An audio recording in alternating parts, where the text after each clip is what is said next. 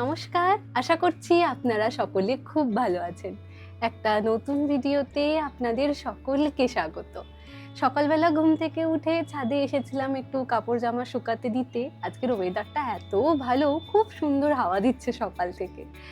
তো সকালে উঠবার পর ছোটদির একটু ইচ্ছা হয়েছে দেশের বাড়ি যাওয়ার, পাইগাছিতে। বড়দিকেও বলছিল যাওয়ার জন্য, কারণ বড়দির তো একেবারেই যাওয়া হয়নি। বহু বছর আগে একবার হয়তো দেশের বাড়িতে গিয়েছিল।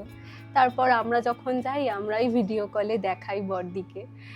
কিন্তু আমাদের মনটা খুব খারাপ লাগছে জানেন। একে তো অফিসের একটু চাপ রয়েছে, পাইগাছিতে খুব একটা ভালো নেটওয়ার্কও পাওয়া যায় না, মানে ফোনই ওখানে ভালোভাবে কাজ করে না। কিন্তু কি আর করবো বলুন, কাজ তো থাকবে। আমরা না হয় পরে গিয়েই ঘুরে আসবো। চলুন এখন একটু নিচে যাওয়া যাক, দেখি সকলে কি করছে, তারপরে দেখা হচ্ছে।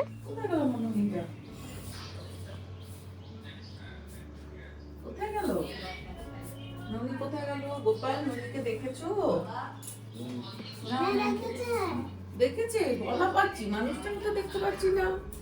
দেখি দেখি, এখানে কেন চেয়ারটা নড়ছে কেন? দেখি এখানে, দেখি এই যে ছোট্ট লিমুর ছোট্ট ঘর, দেখি ছোট্ট লিমুর ছোট্ট ঘর। কই দুষ্টু দুষ্টু মুখটা দেখি। ও রে বাবা, একটা হাসি দেখতে পাচ্ছি তো।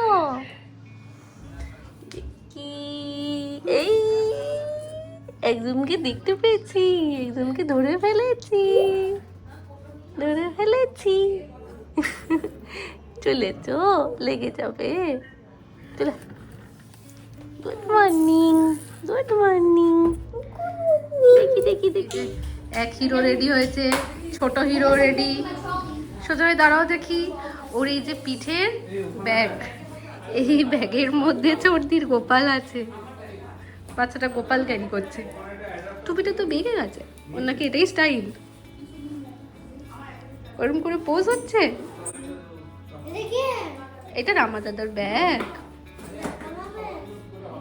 দাদা ভাইও রেডি ট্রলি নিয়ে।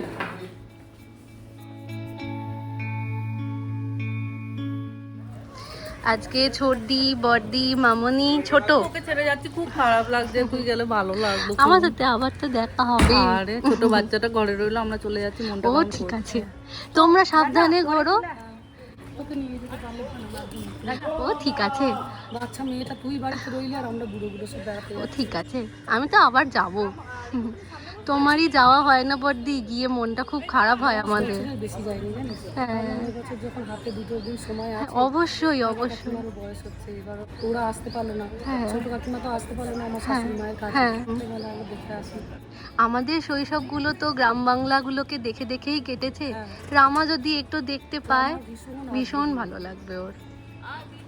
সকালে বেরোয়। হ্যাঁ হ্যাঁ হ্যাঁ সাবধানে হ্যাঁ হ্যাঁ, তোমরাও সাবধানে এসো, সাবধানে ঘুরে এসো। হ্যাঁ, ওষুধগুলো খেয়ে নেবে। ওষুধ নিয়েছি। আচ্ছা, tata. Tata review, review tata. আমি বিকেলে যাব, বিকেলে যাব। টাটা।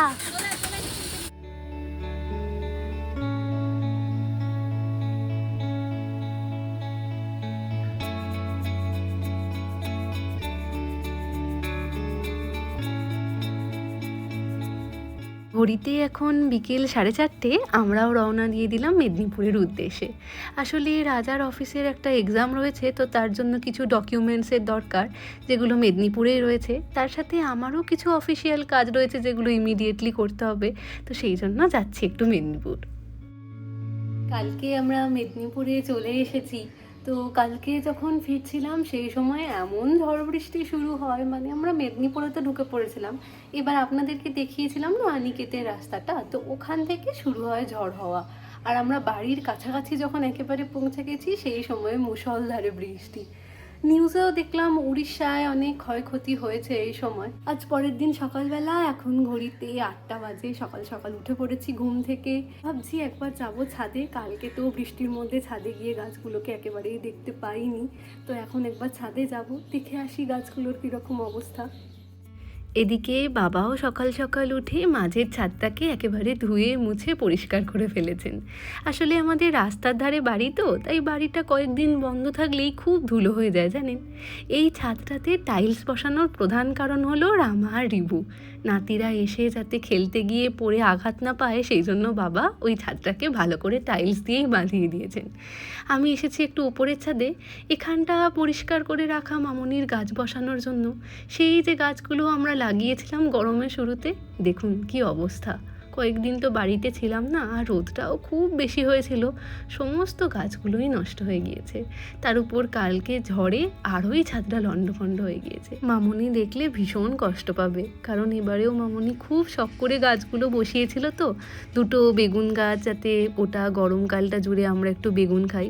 এদিকে দেখুন লঙ্কা গাছগুলোতে কি সুন্দর লঙ্কা হয়েছিল, কিন্তু পুরো গাছটাই নষ্ট হয়ে গিয়েছে। যাকে কি আর করব, আবার তো আমরা কলকাতায় ফিরে যাব, তাই আর এখন গাছ লাগাবো না। আবার যখন মেদিনীপুরে মামনি বাবা আসবেন তখন আবার গাছ লাগানো হবে। চলুন এবার নিচের ছাদে চলে যাই, আমি আর রাজা একটু বেরোবো ভাবছি। ওই যে আপনাদেরকে বলছিলাম না কিছু অফিসিয়াল কাজ রয়েছে, তো প্রথমে সেগুলোই করব, তারপর বাড়ির মধু আর কলকাতার মধুটা আমাদের শেষ হয়ে গিয়েছে, তো সেগুলোই নিতে যাব। আপনারা অনেকেই জিজ্ঞাসা করেন আমরা যে মধুটা ব্যবহার করি সেটা কি মধু। এই যে আমরা এই মধুগুলোই ব্যবহার করি, এটা সুন্দরবনের একদম খাঁটি মধু, নাম হচ্ছে মৌবন মধু। এই যে মেদিনীপুরের ডিএফও অফিস যেটা, তার পাশেই এই দোকানটা রয়েছে। এখানে একদম আমরা সুন্দরবনের যে খাঁটি মধুটা পাই সেটা এখান থেকে পাওয়া যায়। আর দোকানটা খোলার টাইমিং হচ্ছে 9টা থেকে সন্ধে 6টা পর্যন্ত। নিয়ে নিয়েছ? চল। মধু নিয়ে নিয়েছি, এবার যাচ্ছি সামনেই একটা ভাজাভুজির দোকান আছে।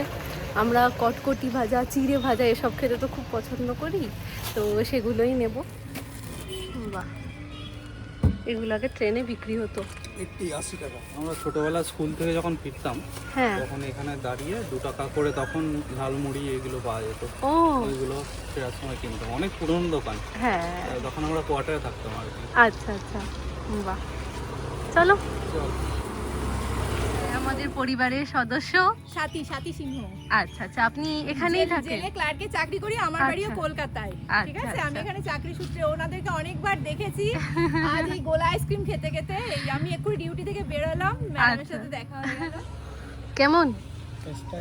খুব সুন্দর। ভালো? গরমকালে এগুলো ম্যাডাম খেতে যে তো কি ভালো দেখো লাগে। আরো সুন্দর। এই আচ্ছা। কাকুটা অনেক দিনকার আপনি এখানেই বসেন? আচ্ছা, তাহলে মাঝে মধ্যেই এই গরমকালে চলে আসবো। একদিন গোলা খাবেন। আচ্ছা। ভালো, কাকু মানে আমাদের জেলের ফেমাস। কোনো আচ্ছা। জিনিসটাই নাই আমার কাছে, সব জিনিসটাই আচ্ছা, ফেমাস। আমাদের পাড়ায় একটা কুকুরের 3টে ছোট্ট ছোট্ট কুচি কুচি বাচ্চা হয়েছে। রাজা রোজ ওপর থেকে দেখে আর বলে ওদেরকে একবার আদর করতে ইচ্ছা করছে, আজকে ও এসেছে আদর করতে। আমি দূরেই যাচ্ছি। বলি বাবালি কত চিনি গো। এই আম যাচ্ছে। কিছু কুকুর হয়, কিছু চাটে, কিছু করে বাইট করে। বলি এলিরা খুব পছন্দ করে এটা। বাবা হাতটা তুলে শুয়ে পড়লো।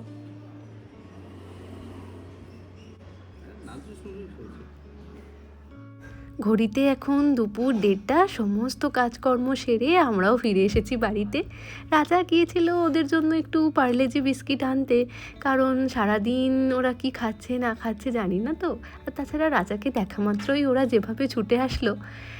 রাজা আর বাবা, আমাদের বাড়ির সকলেই বলতে পারেন আমরা খুব কুকুর পছন্দ করি, তবে কখনো পেট ডগ বা যে কোনো পেট রাখার কথা ভাবা হয়নি, কারণ পেট রাখলে তাদেরকে লালন পালন করা খুব সময় সাপেক্ষ ব্যাপার, তো তার সাথে একটু ডিফিকাল্টও, সেই জন্যেই ভাবা হয়নি আর কি। কিন্তু আমাদের রাস্তার ধারে আশেপাশে যারা থাকে তাদেরও একটু একটু খেয়াল রাখা তো আমাদেরই কর্তব্য বলুন। চলুন এবার বাড়ি ফিরে যাই। রাজার পরীক্ষা ভালো হয়েছে, সেই জন্য আমি বলেছিলাম আমাকে পিৎজা খাওয়াতে। বাবা অতটা পিৎজা খেতে পছন্দ করেন না, কিন্তু বাবাকে তাও টেস্ট করার জন্য একটা স্লাইস দিয়ে এসেছি। চলুন আজকের ভিডিওটা এখানেই শেষ করলাম। আজ তাহলে আসি, আবার আসবো নতুন একটা ভিডিও নিয়ে। ততক্ষণ সকলে সুস্থ থাকবেন, সচেতন থাকবেন আর সকলের খেয়াল রাখবেন।